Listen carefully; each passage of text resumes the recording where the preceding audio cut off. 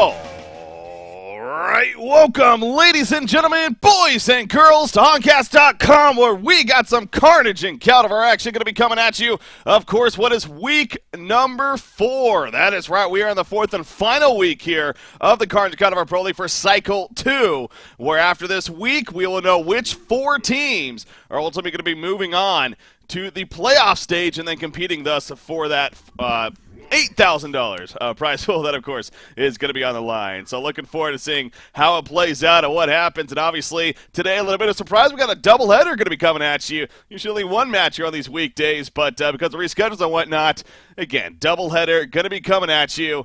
Can't wait to see what happens. Here, a good thing started. We got Bad Monkey Gaming versus Willowkeeper. We are already moving along in the draft. These teams are flying here as far as what they're picking up. But first things first, I got my co-caster once again joined by Mini Maggot here.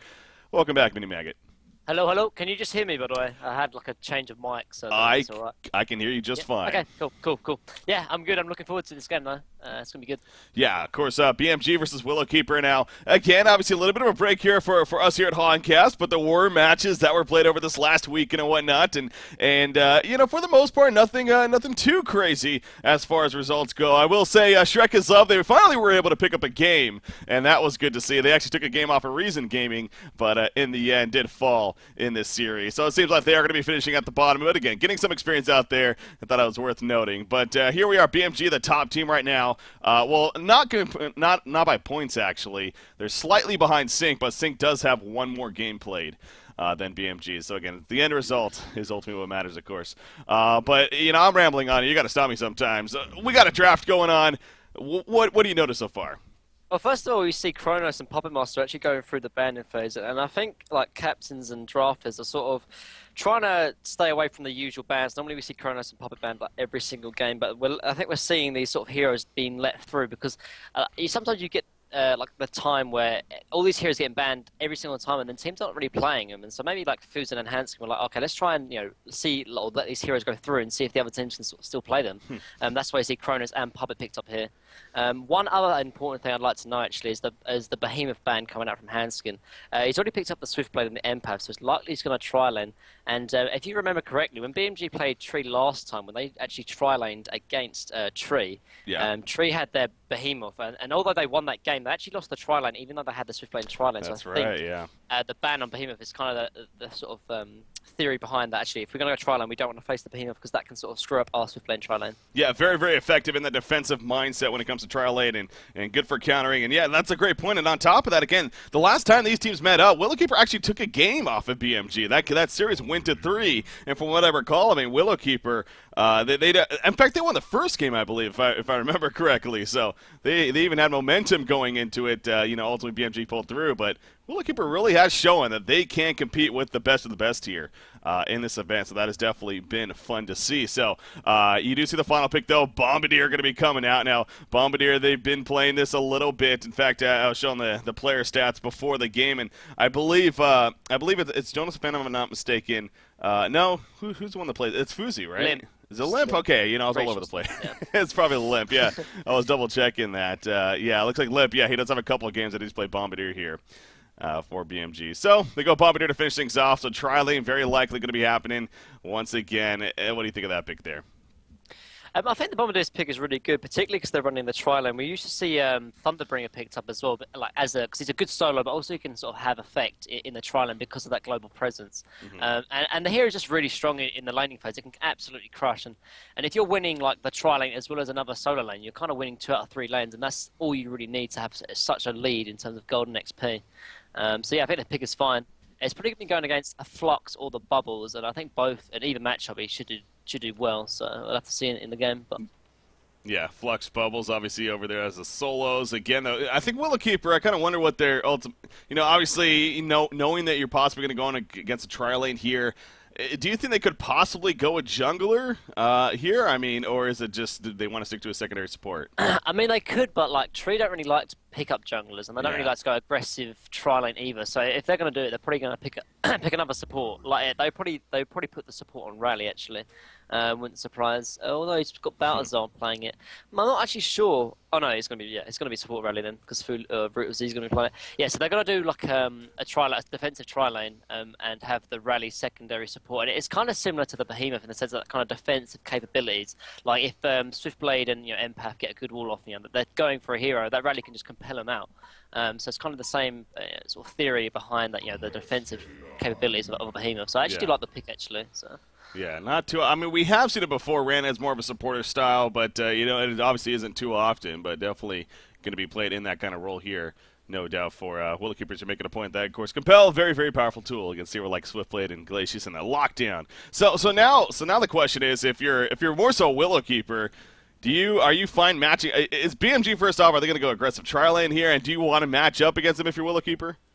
I think BMG kind of have to go aggressive tri lane because of the heroes they've picked. Like you can't really dual lane a Bombardier. Okay, you can dual lane a Kronos, but it just wouldn't make sense in the laning phase because they'd have to dual lane probably the Bombardier mid, and it's just something they're not going to do. And as you can see, they're going to run up tri lane top. In terms of tree though, like. If there's one person who doesn't think the Swiftblade tri-lane is very strong, it is Fuzin actually. I was talking to him the other day, and he was like, I don't know why you keep going on about the Swiftblade tri-lane being like, unbeatable, because I don't think it's that strong. And he's someone actually who really disagrees with me in that sort of sense. And I can see where it's coming from, and I think having this sort of defensive capability or defensive tri-lane against the aggression coming out of a Swiftblade tri-lane can work quite well actually. So we'll have to see.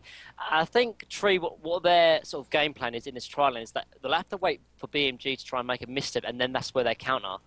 Because otherwise, I don't think they're going to be able to really get aggressive on the Swiftblade. Because once Rally is used to compel, obviously they don't have any defensive capabilities to sort of get them out of any harm's way. Yeah.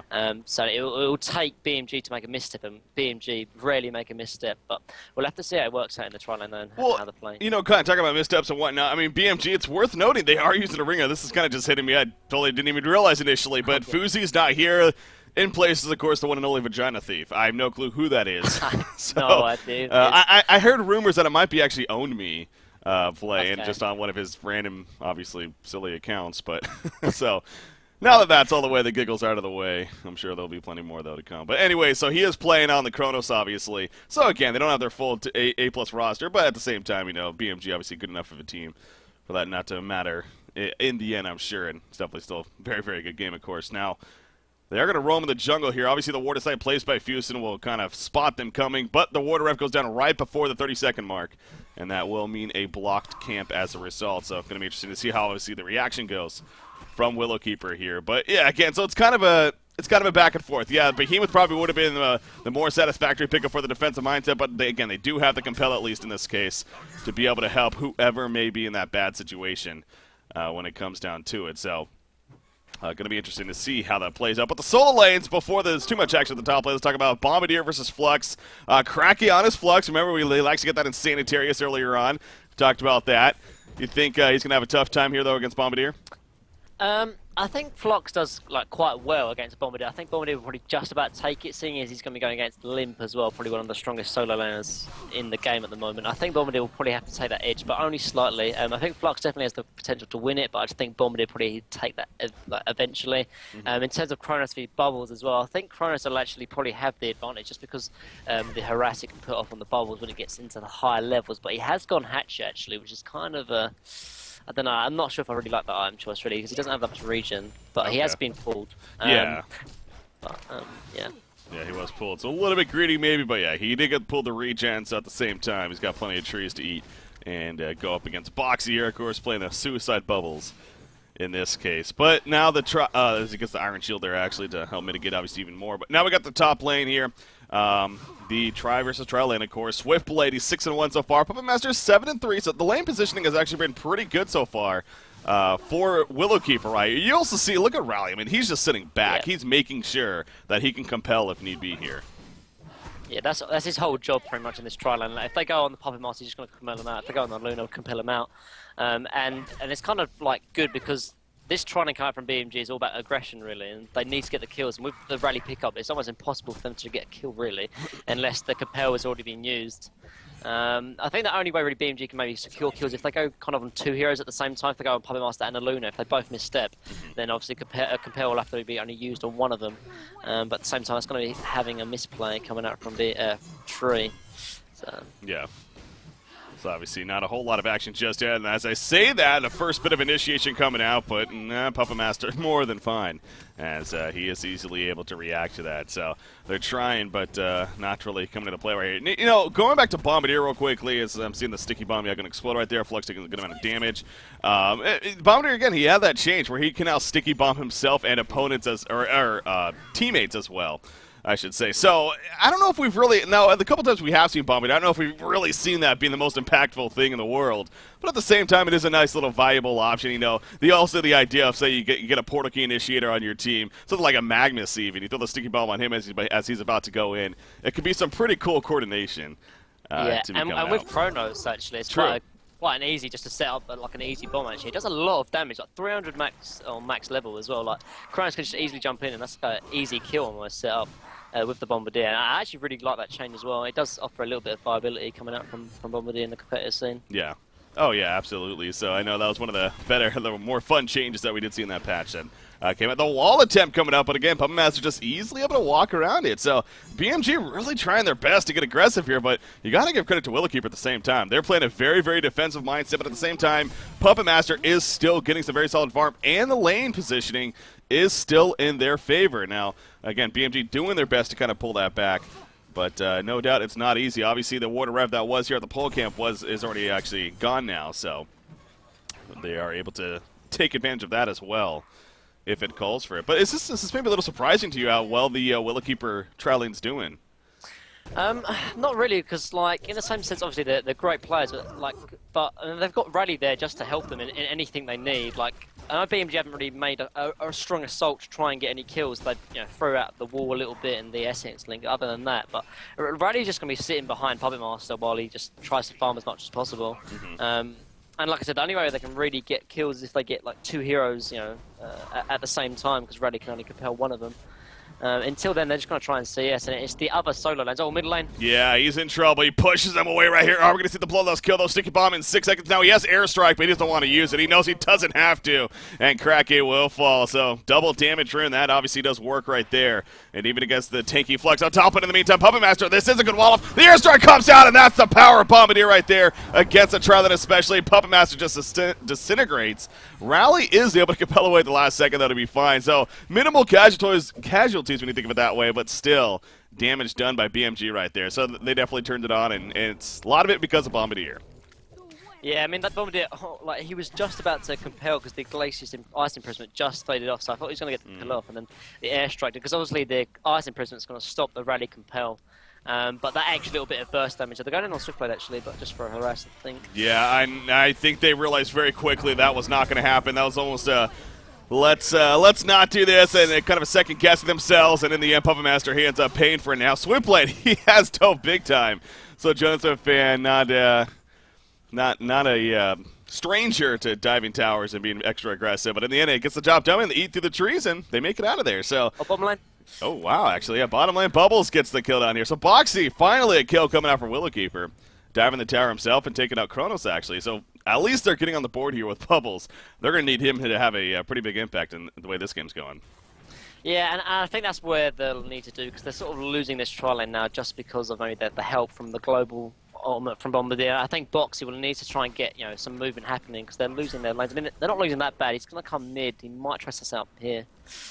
Now they're going to try to get them in here. Yeah, Flux in the meantime, he's kind of holding his ground, putting in some auto attacks. He is going to fall to that level 4 sticky bomb. Bubbles comes in with the Song of the Sea. Bubbles is out of mana, though. No, okay, he does have a Shell Surf, but yeah, not going to be enough damage. A Bombardier also strong enough to stand his own. So Flux goes down before Bubbles can really get them to help. Obviously, no Kelfield either, as that was still on cooldown from the kill earlier on a Chrono. So, yeah, roaming a little bit, but Bombardier doesn't care, and he continues to farm away, including the hero kills. 383 gold per minute coming out for Limp right here. Now, he's taken off, but overall this game, it's not getting too out of hand here. Granted, Puppet Master, you know, is not having the best time. And speaking of him, top lane, he's going to fall yet again. That is now his third death. But here we go. Flux pulls him in. They're looking for some counter kills. Song of the Sea comes out. They get the one in the impact. They're going to get two on Glacius. The third one probably not going to happen as Swiftblade does get out of there. But, yeah, that's exactly what they need, though, the movement to happen. And at least they make some plays at the top lane. Yeah, they get the 2 kills back, but only a little bit of it, maybe perhaps misplay actually coming out from Brute. He didn't actually have the mana for Compel, otherwise the Puppet Master would have been completely fine. Maybe there's maybe a bit of a lack of communication that Puppet Master maybe edged out a little bit too far, but either way, they do get the good rotations coming out from Bubbles and Flux to secure the 2 kills, but you know, Swiftblade still stands, and that's the hero they really want to get the kills on, really. The 2 supports aren't that important, really. So. Yeah, it's not that big of a deal, and you still have a Bombardier level 9 now. Obviously, that is huge. This is one of those heroes. Sure, farm is great, but getting levels alone is absolutely big, especially against these under levels of forts, which again goes back to the whole idea of why you'd want to pick up a hero like Bombardier. You got level 4s across the board here on the Hellborn side. All 3 of them at the top lane, level 4 still. So, I mean, an airstrike comes out, that's going to drop them very, very low, and you know, a little bit of follow-up from his teammates. Easy kills to be coming. So, that's got to be so tough for Willowkeeper, and knowing that chance is always there, that you have that global presence again to be coming out. So it is no doubt a difficult time for them, and again, the 3 deaths already on Puppet Master not helping the job. But you know, with all that movement going on, it seems like both teams kind of content and going back to their lanes. And as I say that, Chronosphere coming out, there's the airstrike. I was going to say not enough damage, but what am I saying? Bombardier, that of course was communicated very well. And that's the other thing to keep in mind, too. The Chronosphere, it sets up those airstrikes easily, as we saw there. That's actually really good communication, actually. They're playing with, you know, a ringer, but that's still kind of hard to somewhat execute, actually. But really well played, though. And I think maybe Boxy was just underestimated the burst potential coming up from Bombardier. And that's the kind of problem. When you pick up, when you're going against a Bombardier, like, you have to really play differently because of the burst potential, or just with the global presence from him. It's the same as, you know, when you're playing against, like, a Lunar Power Throw. But it's just hard, really, to really try and play the same way, but in the same sense, play differently as well. Middle lane, they're going to try and get something up. This is a big opportunity, but no, the shell serve misses, and you see Flux actually now. He throws out a release right there in trouble. Back to the top lane, though. Puppet Master again gonna fall. Swiftblade spinning on top. He has Swift Slashes. He's gonna take some damage right here. Is gonna throw it out probably. Yep, easy bounces. One bounce to the creep, but it doesn't matter. Rally falls. Double tap coming out for Seal Kid actually on Glacius. And this is quickly now getting out of hand in favor of Bad Monkey Gaming. A 10-3 hero kill lead. 5,000 gold, 6,000 experience. And Bubbles actually, he's gonna be caught out. That freeze, no, he's gonna be able to shell report though. And he will be fine. He has a Kelp fill, but again, he has no assistance for currently. We'll see if he buys enough time to get them up here. But Cronus is also looming nearby. Yes, it looks like he's going to be roaming away now. But, yeah, that's it's obviously kind of hard to say. But Willowkeeper, they're going to need to get some big kills here and several before, or else BMG is going to really start getting out of hand here in game number 1. Oh, you see Puppet Master. He's going to sneak back in to farm. But, again, he's still level 4 and only has a Steam Boot. At least he has Steam Boots, I guess, but still. That's troublesome, and now here we go. They're collapsing. But yeah, Bubbles is here. That's what we're talking about. He has that Kelphill. Showstone coming through. There's a Song of the Sea. Kelphill comes out, and Bombardier's in trouble now. This is a big chance here. Exactly what Willowkeeper needs. Bombardier still juking and jiving. He's going to escape. And Swiftblade with Empath inside tears through Bubbles, and now he's going for more. Look at those auto attack hits, but in comes the demoralizing shout. Nice wall off from Empath, though. The Compel not enough to save the day. Big Chronosphere coming out from Kronos. It stops Flux as well as in his tracks. And now he's bringing the auto attacks into Rally, but actually Swiftblade gets pulled back in. The airstrike lands on several. Rally was able to dodge it somehow. He will fall when it's all said and done, though. Limp coming back in. He assists for the kill on a Flux. And now Puppet Master once again in a lot of trouble. He's going to hug the tower here. Will be fine when it's all said and done. I mean, it looked like Willowkeeper had a huge opportunity there, but again, just BMG a little too strong. Yeah, and I think that just comes back to maybe the solo lane has just been a little bit stronger than their other counterparts. You see Flux level 8 now, Bombardier level 11, and those little extra bit of levels do really make a big difference, particularly in the team fights, of course. And now they've got, you know, the no jungler factor. Like, these team fights are happening so often because all the tier 1 towers are still up and they're easy just to get involved. They're going in on the Empath top lane. Yep. Oh, that's a lot of damage, of course. They really wanted that kill. And, well, they get it. Again, that's kind of one of those cases. It's like you used a bit. I mean, you got to kill as an Empath, though. And in the meantime, Swiftblade goes back in. He dies the tower yet again. So slashes easy kill on a Rally, or excuse me, Puppet Master. They also kill Luna. Rally's just sitting in the background. Not much more he could have done right there as Flux TP's in, but obviously it's too late. So we're having some top wars coming at you here in game number 1, but it continues to be well in favor of Bad Monkey Gaming. So I hate to say it, but obviously you almost got to say that Willowkeeper, they maybe got one more shot left in this of getting a couple of kills, a big team fight that somehow goes in their favor, or else this is just going to be too out of hand at this point. But you just see BMG, especially Bombardier, he's basically just hugging this top lane now. Doesn't even care about the lane, and Willowkeeper almost keeps coming into this trap, it feels like. Yeah, and like they could easily just dodge this if they wanted to. Yeah. Like, BMG don't have. Oh, they're going in. Well, yeah, exactly what you're saying. Like, why aren't they? This is just happening over and over again. You figure they would pick up on it. Maybe they're at the point where they just say, you know, almost screw it. Let's just keep having fun with this. I mean, they get a counter kill at least. Bubbles comes up with the kill field. Again, the Swift Blade, he's pretty strong right now. He's got Empath inside. He is dropping fairly low, though. A big bombardment coming out, hitting all three. Rally will end up falling now. Swiftblade does get killed, but here comes Kona Fierce. Sets up the easy airstrike yet again. A clock out for Limp. He might get the Annihilation right. Will they just try to give it to him? Yes, they do. An Annihilation bloodbath streak for Limp. And that's where you probably say GG, well played. Well, at least well played in Boxy's case. Because, yeah, that's probably it for game number 1.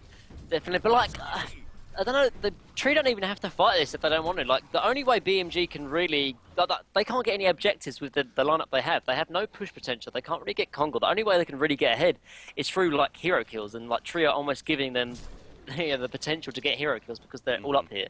Like, they could easily like, split push if they wanted to. Like, they're not obviously strong enough to go as 5. And just let BMG go as 5 and try and get hero kills. As long as you try and dodge and don't give them, like, the reward of getting hero kills, then they're going to slowly lose out on golden XP because they're not farming. They're just looking for hero kills, and it almost feels like Tree feel like they have to fight them, but they definitely don't. Yeah. Yeah, no, exactly here. And again, part of me, it almost feels like, well, they keep at the same time.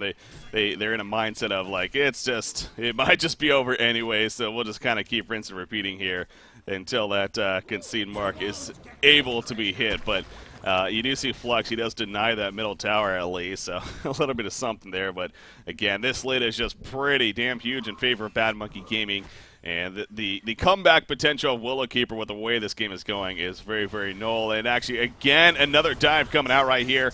You do see Puppet Master assistance comes in time, but I mean, Bubbles joins the party a little bit later. He's got the shell surf through. Bombardier is dropping. Bombardier is going to fall. Looks like he gets pulled back in to guarantee the kill. So I think that's more of a, at least we kill Limp and stopped his streak finally. In the meantime, Swiftblade, he actually gets locked down. In comes the Kelfield, actually. Comrade attack seems one more shell surf is going to be dodged, but that will set up the kill on a Swiftblade at the end. And actually now Empath, he may fall. In the meantime, Flux comes in the background, takes out Glacius. Kronos is here, though. He is strong. Another big Chronosphere coming out, stopping them in their tracks.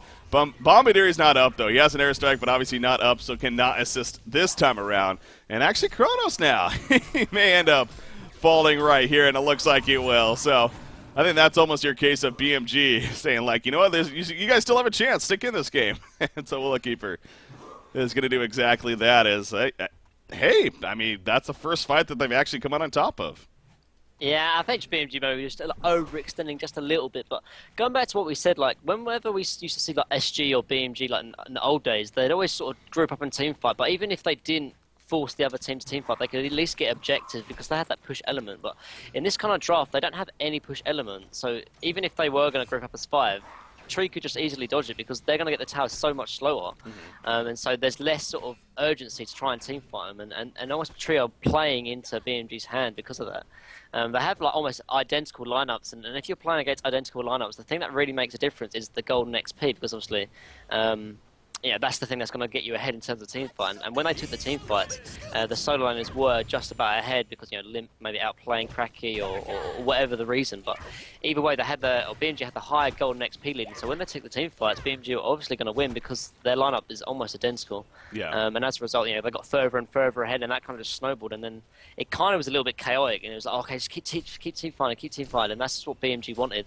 And now we're in the sort of position where they're like 9,000 gold, 9,000 XP, and it's looking bad. But at the same time, Tree is slowing down, so it's probably going to be in favour of Tree. They're going to try and maybe get a pick up here on the Chronos bottom, so we'll see if this is going to be successful or not. Yeah, still coordinating some solid plays. You see right there, Flux misses his stuff, but in comes a Kelfo. But again, this is a Chronos. He has a rewind inspection. In fact, out comes a Chronosphere. There's the airstrike setup and the Swift Slashes.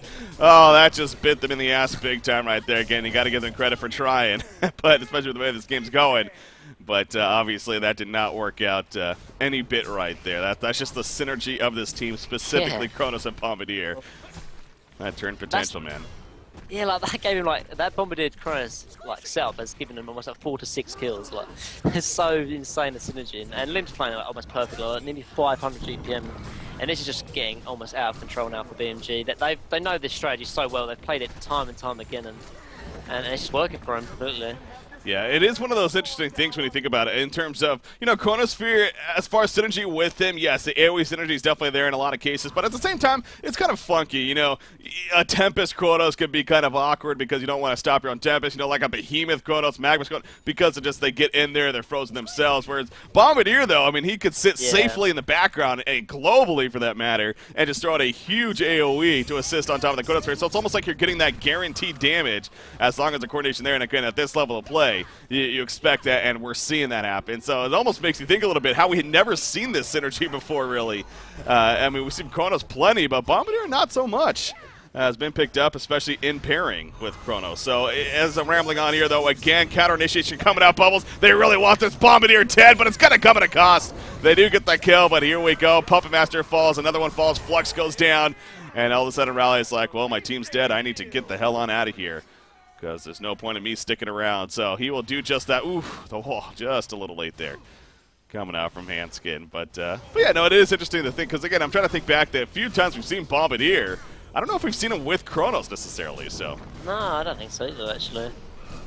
It's kind of fun to think about that, but. Oh, Rally wants a kill? I don't know if he's going to get it, though. Yeah, that's your case of just go for the kill and then concede. And obviously doesn't get it, but the concede comes out. So game number 1, of course, will go in favor of Bad Monkey Gaming here in this best out of 3 series. So yeah, that's what we were just talking about there. The Chronos Bombardier synergy especially, beautiful to watch.